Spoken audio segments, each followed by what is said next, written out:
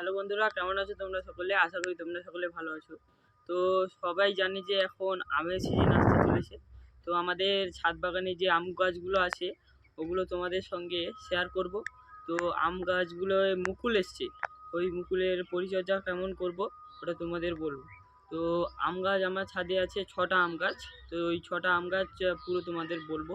তো আগে আম গাছই প্রথম আম গাছ। তো এটা আরুনিকা আম গাছ, ঠিক আছে। তো এই আম গাছটাকে আমি পশ্চিম মেদিনীপুর থেকে কুরিয়ার করে নিয়েছিলাম। তারপর প্রথমে যারা আমার ভিডিওর সঙ্গে যুক্ত ছিল তারা বুঝতে পারবে যে আমি এটা প্রথম পশ্চিম মেদিনীপুর থেকে 4টে আম গাছ কুরিয়ার করে দিয়েছিলাম। তার মধ্যে এটা আছে। তো এই আম গাছে প্রচুর প্রচুর প্রচুর মুকুল এসছে, দেখো তোমরা। এর আমরা জানি যে এর আগডাল থেকে মুকুল বের হয়।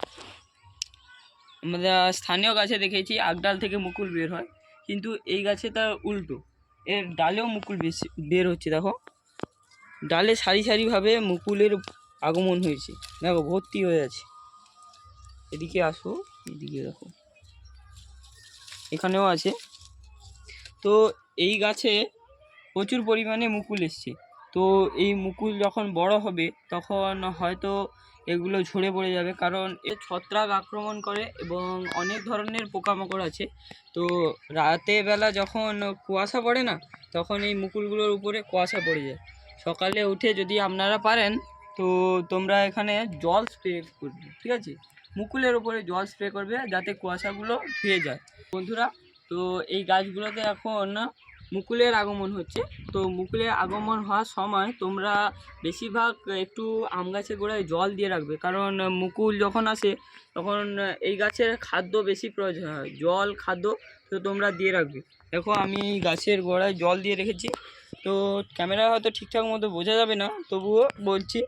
তো এই মুকুলগুলোকে ভালো রাখার জন্য একটা বীজ আছে, ওই বীজগুলো আমি নাম পরে বলবো, তোমরা কমেন্ট করবে।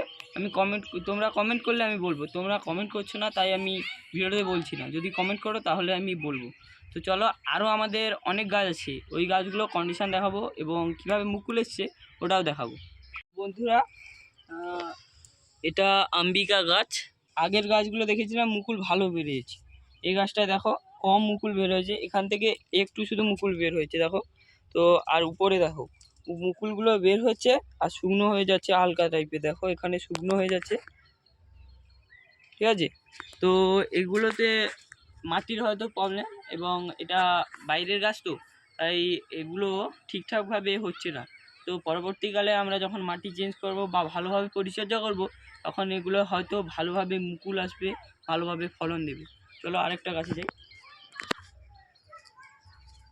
তো এই গাছটার নাম বানানা, দেখো বানানা। তো এই গাছটা লম্বাটে আম হবে বলেছে। তো এই গাছটা মুকুল এসছে, দেখো এখানে 3টে ডালে মুকুল এসছে দেখো। তো এই ডালটার আগে যখন ছিল এতটা পর্যন্ত নিয়ে এসেছিল, তারপরে 3টে ব্রাঞ্চ বের হয়েছে, সেই ব্রাঞ্চ থেকে আবার মুকুল বের হচ্ছে। তো এই মুকুল বের হচ্ছে যখন আমরা মুকুলের পরিচর্যা করি তখন হয়তো মুকুল ভালোভাবে হয়, আম হয়, আমের গুটি আসে। তো ওই যখন গুটি আসবে তখন আবার একটা বিষ প্রয়োগ করতে হবে, তখন আমি তোমাদের বিষটা প্রয়োগ করে হয়তো দেখাবো যদি আমার প্রবলেম দেখা দেয়। তো আমি তোমাদের অবশ্যই দেখাবো। তো বন্ধুরা ওইদিকে কিছু আম গাছ দেখিয়েছি, আরও 3টে আম গাছ আছে, ওগুলোতে ভালোভাবে মুকুল আসেনি। তো আমরা ওই আম গাছগুলো মুকুল বের হওয়ার আগে ভিডিও করছি। তো ওদিকের আম গাছগুলোতে মুকুল বের হয়েছে, তো ওগুলো আর দেখাবো না, কারণ ওগুলো আম গাছ মুকুল বের হয়নি।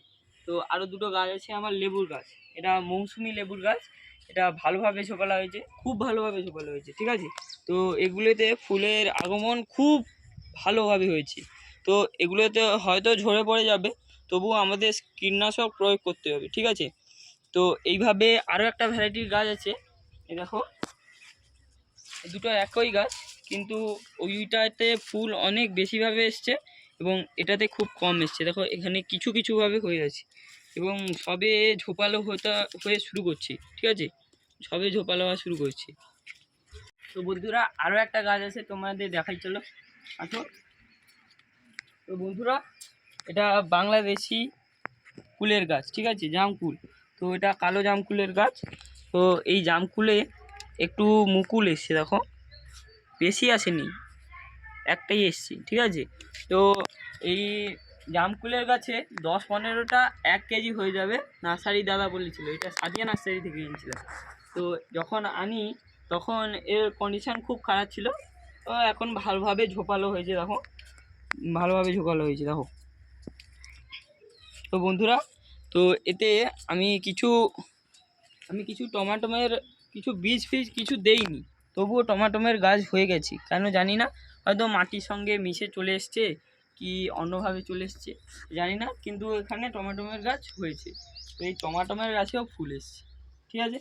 তো ভালোভাবে ফুল আসেনি, একটু সবে ফুল আসা শুরু করেছে। তো বন্ধুরা, আমাদের ভিডিওর সঙ্গে যুক্ত থাকো এবং চ্যানেলের সঙ্গে যুক্ত থাকবে এবং তোমরা কমেন্ট করবে, আমি কমেন্টের অবশ্যই রিপ্লাই দেবো। তো আজকের মতো ভিডিওটা এখানে পর্যন্ত, আবার দেখা হচ্ছে পরের ভিডিওতে। তো সাদিয়া নার্সারি থেকে যে গাছগুলো এনেছিলাম ওগুলো পরের ভিডিওতেই থাকছে, ঠিক আছে।